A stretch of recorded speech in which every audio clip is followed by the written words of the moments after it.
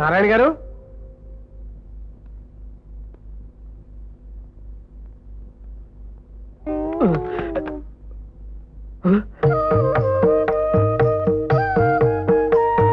ఆహా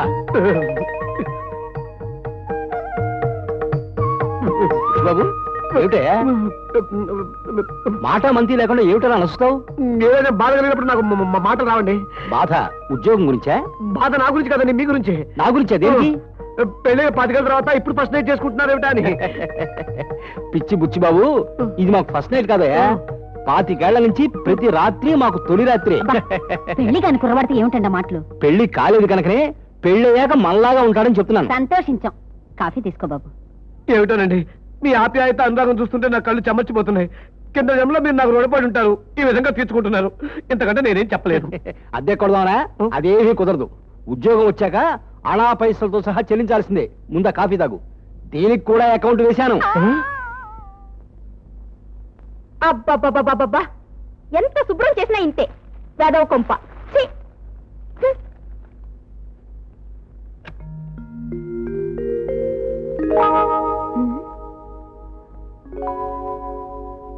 పిన్ని పిన్ని,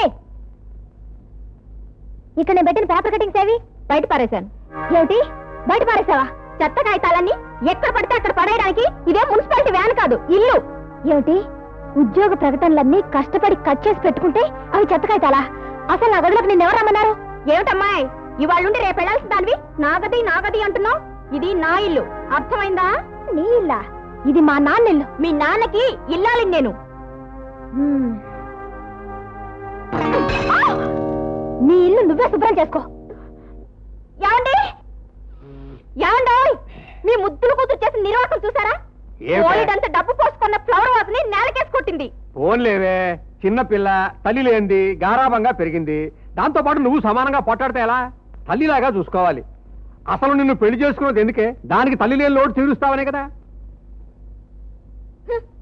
ఏమిటమ్మా? నాకు 50 రూపాయలు కావాలి. 50 రూపాయలా తల్లి? మీ అమ్మ పోయిన తర్వాత మీ పిన్నిని పెళ్లి చేసుకున్నానే, ఆ తేదీ నీకు గుర్తుందా? ఆగస్టు 15. అది సరే, నీ పెళ్లి తేదీకి నేను అడిగిన దానికి సంబంధం ఏమిటి? ఉంది. ఆ రోజు మన దేశానికి స్వాతంత్ర్యం వచ్చిన రోజు, నాకు స్వాతంత్ర్యం పోయిన రోజు. హోంశాఖ, ఫైనాన్స్, డిఫెన్స్ అన్నీ మీ పిన్నివే. వెళ్ళి మీ పిన్ని అడుగు. ఆవిడ్ని ముష్టెత్తుకోవాల్సినంత కర్మ నాకేం పట్టలేదు. నేను ఉద్యోగం సంపాదిస్తాను, నా బ్రతుకు నేనే బ్రతుకుతాను.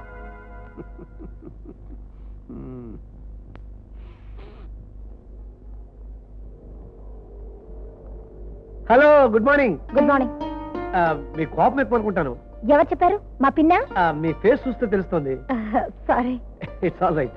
అది సరే, నిరుద్యోగి ఎదురైతే ఏమవుతుంది? ఏమవుతుంది? నిరాశ రాలిపడుతుంది. కాదు, ధైర్యం కలుగుతుంది. ఎలాగండి? అంటే నాకు తోడుగా మరో వ్యక్తి ఉన్నాడని. అంటే మీరు తోడుగా నన్ను ఉండిపోమంటారా?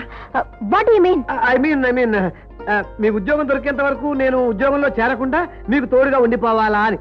అంటే నా కోసం మీకు ఉద్యోగం వచ్చినా కూడా జాయిన్ అవ్వకుండా ఉద్యోగాన్ని త్యాగం చేస్తారా? అవునండి. నాకు త్యాగాలంటే పరమ అసహ్యం. మనిషికి మనిషి సాయం చేసుకోవాలే గాని త్యాగాలు కాదు.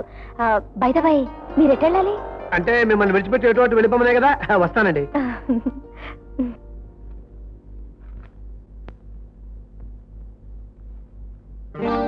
సారీ మిస్టర్, మా ఆఫీసులో ఉద్యోగాలు ఖాళీ లేవు. ఈ విషయం చెప్పడానికి ఇంత బిల్డప్ ఎందుకండి? బయట ఓ బోర్డు పెట్టచ్చు కదా, మా అందరికి తెలిసేది. నిజమే, బోర్డు పెట్టాలని అప్పుడప్పుడు అనుకుంటూనే ఉన్నాం. అప్పుడప్పుడు ఎందుకండి, ఇప్పుడు అనుకోండి, రెడీగా ఉంది. Oh, no vacancy board, just 5 rupees.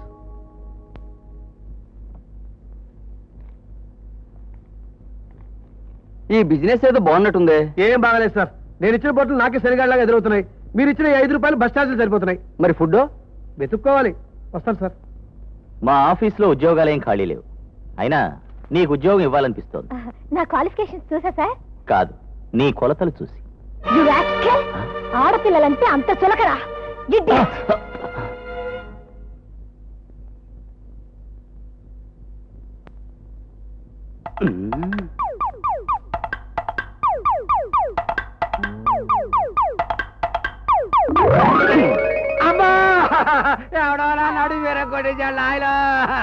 ఎవడో అయితే నీ మిందుకే ధైర్యం ఎలా వస్తుందా?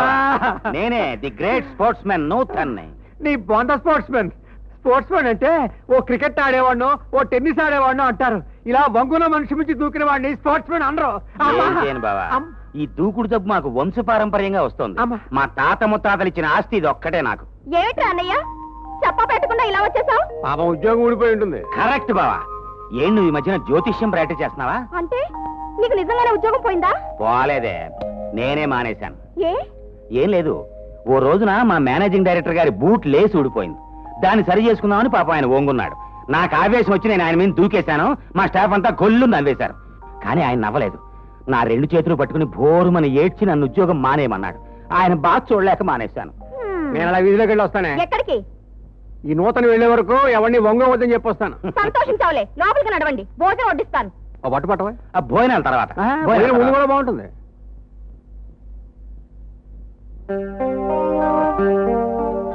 బావా, ఎవరా సిరిసిరి మువ్వా? కొత్తగా వచ్చిందిలే డాక్టర్.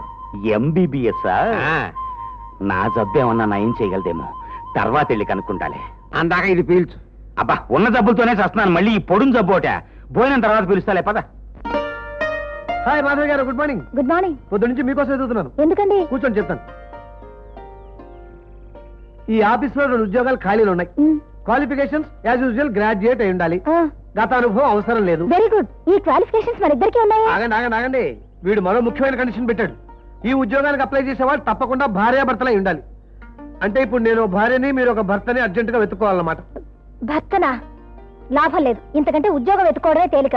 శనక్కాయలు వేరు శనక్కాయలు, శనక్కాయలు ఏ శనక్కాయలు, ఐడియాలకి అప్పచెల్లెలు లాంటివి తీసుకోండి.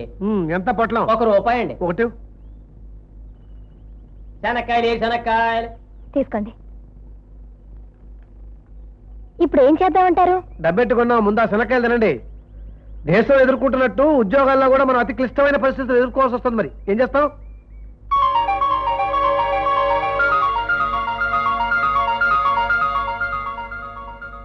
ఐడియా ఏంటి? ఇది చూసారా? ఇక్కడ 2 గింజలు ఉన్నాయి. ఇవి సపరేట్ గా 2 గదుల్లో ఉంటూ చూసే వాళ్ళకి ఒకే కాయలో ఉన్నట్టు కనబడుతున్నాయి, కానీ కలిసి ఉండలేదు. అవునా? అవును. అయితే అలాగే మనం వేరే వేరే గదుల్లో ఉంటూ మనకి పెళ్ళైనట్టు అబద్ధం ఆడితే ఆ ఉద్యోగాలు మనకు వస్తాయి కదా అని. ఐడియా బానే ఉంది, కానీ అసలు విషయం బయటపడితే ఈ గింజల్లా ఒకే జైల్లో 2 గదుల్లో ఉంటావేమో. ధైర్య సాహసే ఉద్యోగం అన్నారు. ట్రై చేద్దాం. మెటర్నిటీ లీవ్ వాడుకోకపోతే వాళ్ళకి డౌట్ వస్తుందేమో. ఆ ఫ్యామిలీ ప్లానింగ్ పాటిస్తున్నామని చెబుదాం. త్రిభుజాకారిణి ఉద్యోగుడవయ్యా, నమో నమో అంటూ నార్దులా ప్రత్యక్షమయ్యా. త్రికోణ స్వరూపిణి. నేను ఫ్యామిలీ ప్లానింగ్ బ్రోకర్ని బాబు. Family planning బ్రోకరా? కొత్తగా వింటున్నానే. అవును నాయన. పెళ్ళైన 20 ఏళ్లకే 15 మంది పిల్లల్ని కని వాళ్ళని పోషించడానికి చివరికి ఈ వృత్తి స్వీకరించాను బాబు. వీరికి ఎన్ని కేసులు అప్పచెబితే నాకంత కమిషన్ వస్తుంది. సరే, ఇక్కడికి ఎందుకు వచ్చావు? నీకు ఆపరేషన్ చేయించడానికే. ఆలు లేదు, చూలు లేదు, నాకు ఆపరేషన్ ఏమిటాయా? అలా అనకు బాబు. నీకు ఆపరేషన్ చేయిస్తే దేశానికి క్షేమం, లేకపోతే నీకే క్షామం.